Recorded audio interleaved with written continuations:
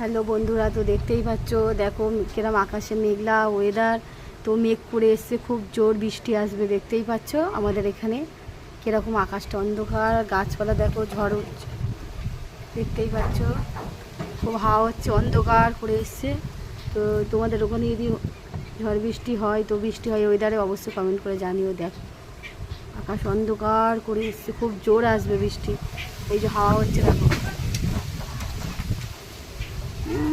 বাবা অন্ধকার করে এসছে দেখো। Hello friend, good afternoon. তো সবাই কেমন আছো? আশা করছি সবাই ভালো আছো। দেখো আমাদের এখানে খুব বৃষ্টি হচ্ছে, মুসুলধারে দেখো খুব জোর বৃষ্টি হচ্ছে। আর আকাশ দেখো অন্ধকার করে এসছে। আগে ভিডিওতে দেখে বলেছিলাম যে মেঘ করে এসছে। তো দেখো খুব বৃষ্টি হচ্ছে।